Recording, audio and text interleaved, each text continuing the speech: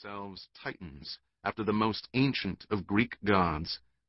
Led by the visionary Tlaloc, the 20 allocated the administration of planets and peoples among themselves, enforcing their edicts through Barbarossa's aggressive thinking machines.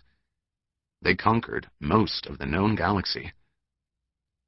Some resistance groups rallied their defenses on the fringes of the old empire. Forming their own confederation, the League of Nobles, they fought the 20 Titans and, after many bloody battles, retained their freedom. They stopped the tide of the Titans and drove them back. Tlaloc vowed to dominate these outsiders one day, but after less than a decade in power, the visionary leader was killed in a tragic accident. General Agamemnon took Tlaloc's place as leader, but the death of his friend and mentor was a grim reminder of the Titans' own mortality.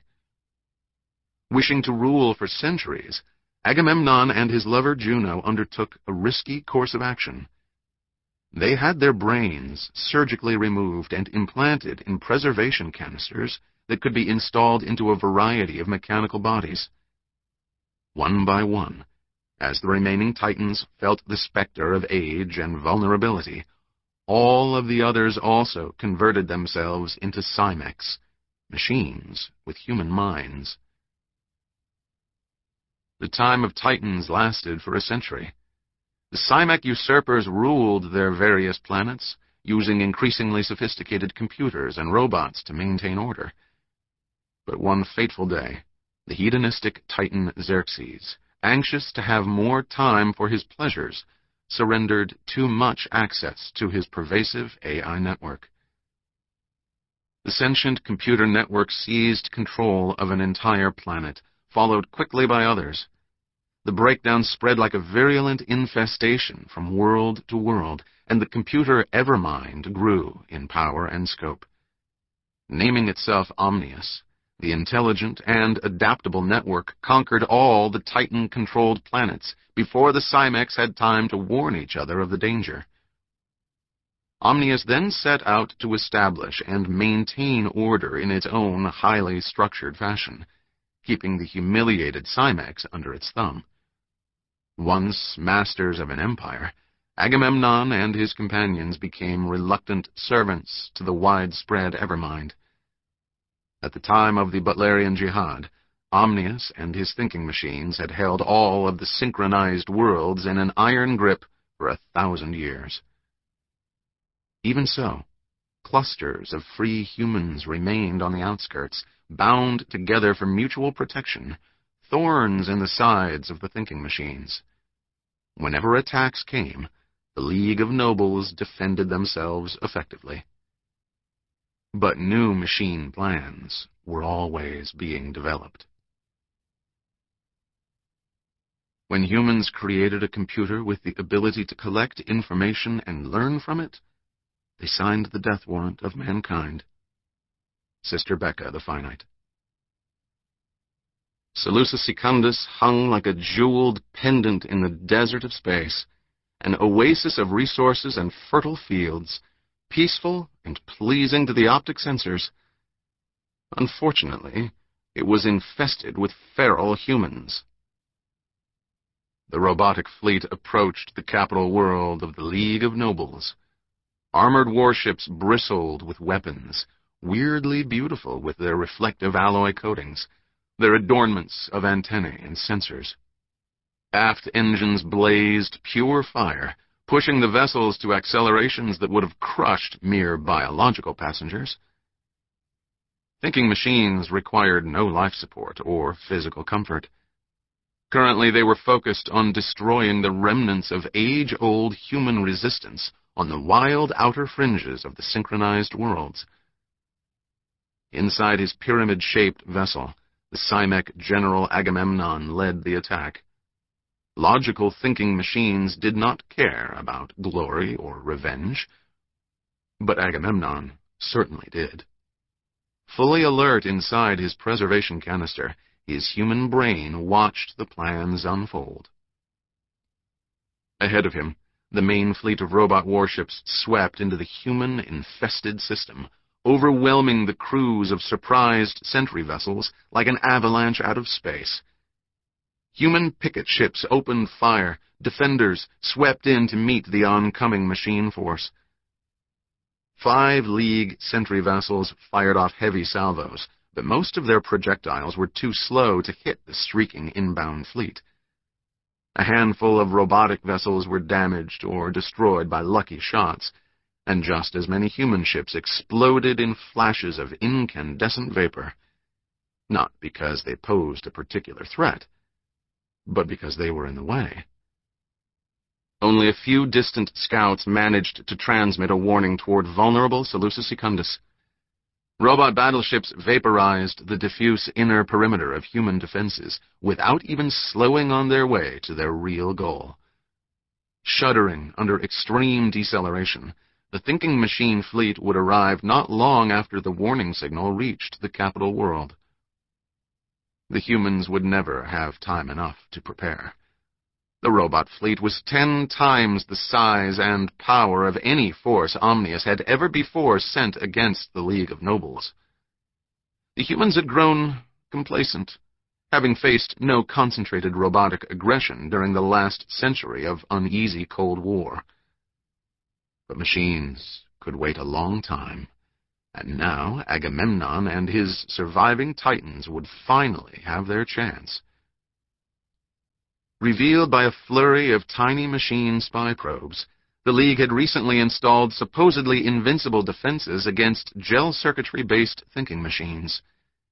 The massive robot fleet would wait at a safe distance while Agamemnon and his small vanguard of cymeks pressed forward on a mission, perhaps a suicidal one, to open the door. Agamemnon reveled in the anticipation. Already the hapless biologicals would be sounding alarms, preparing defenses, cowering in fear. Through flowing electrofluid that kept his disembodied brain alive, he transmitted an order to his cymek shock troops. Let us destroy the heart of the human resistance. Forward!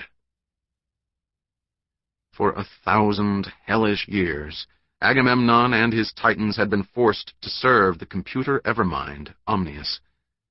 Chafing under their bondage, the ambitious but defeated cymeks now turned their frustration against the League of Nobles.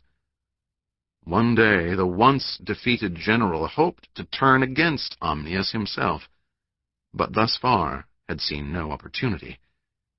The League had erected new scrambler shields around Seleucus Secundus. Such fields would destroy the sophisticated gel circuitry of all AI computers.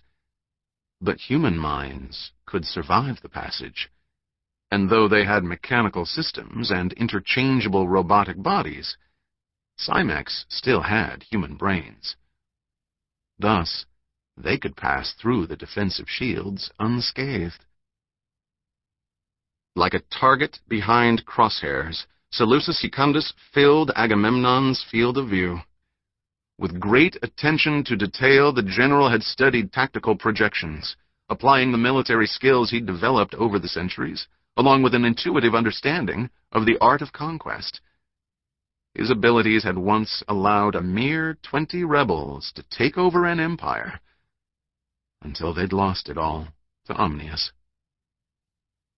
Prior to launching this important attack, the computer Evermind had insisted on running simulation after simulation, trying to develop plans for every contingency. Agamemnon, though, knew it was futile to plan too precisely when it came to unruly humans. Now, while the immense robot war fleet engaged the expected League orbital defenses and perimeter ships, Agamemnon's mind probed outward from his sensor-connected container, and he felt his guide ship as an extension of his long-lost human body. The integral weapons were part of himself. He saw with 1,000 eyes, and the powerful engines made him feel as if he had muscular legs again, and could run like the wind. Prepare for ground assault. Once our drop carriages penetrate the Seleucian defenses, we must strike fast and hard. Recalling that watch eyes would record every moment of the battle for the Evermind's later scrutiny once the fleet returned, he added, "We will sterilize this filthy planet for the glory of Omnius." Agamemnon slowed his descent, and the others followed suit. "Xerxes, take the lead. Send in your neo-cymeks to draw their fire and flush them out." Hesitant as usual, Xerxes complained. "Will I have your full support as I go in? This is the most dangerous part of—" Agamemnon silenced him. "Be grateful for this opportunity to prove yourself. Now go. Every second you delay gives more time to the Hrethker." This was the derogatory term that intelligent machines and their cymek lackeys used for human vermin. Another voice crackled across the comlink, the robot operator of the machine fleet battling the human protective force orbiting Seleucia. "We await your signal, General Agamemnon. Human resistance is intensifying." "We are on our way," Agamemnon said. "Xerxes, do as I instructed." Xerxes, who always fell short of complete defiance, stifled further comment and summoned 3 neo-cymeks, later-generation machines with human minds.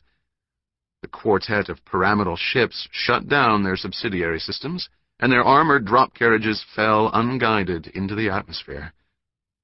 For a few dangerous moments they would be easy targets, and the League's missile and aerial defenses might hit a few of the cluster. But the drop carriage's dense material shielding would protect them against the brunt of the bombardment, keeping them intact even through a wild crash landing on the outskirts of the prime city of Zimia, where the main shield-generating towers were located. Thus far, the League of Nobles had preserved unruly humanity against the organized efficiency of Omnius, but the feral biologicals governed themselves ineffectively and often disagreed over major decisions. As soon as Seleucia Secundus was crushed, the unstable alliance would disintegrate in a panic. Resistance would crumble. But first, Agamemnon's cymeks had to shut down the scrambler shields. Then Seleucia would be defenseless and quivering, ready for the main robot fleet to deal the lethal blow, like a huge mechanical boot squashing an insect. The cymek leader jockeyed his drop carriage into position, ready to lead the second wave with the rest of the extermination fleet. Agamemnon switched off all computerized systems and followed Xerxes down. His brain floated in limbo inside its preservation canister. Blind and deaf, the general did not feel the heat or violent vibrations as his armored craft roared toward the unsuspecting target. The intelligent machine is an evil genie, escaped from its bottle. Barbarossa, Anatomy of a Rebellion. When Seleucia's sensor network detected the arrival of the robotic warfleet, Xavier Harkonnen took action immediately. Once again, the thinking machines meant to test the defenses of free humanity. Though he bore the rank of Tercero in the Seleucian militia, the local autonomous branch of the overall League Armada, Xavier had not yet been born during the last real skirmishes against League worlds. The most recent major battle had been nearly 100 years ago.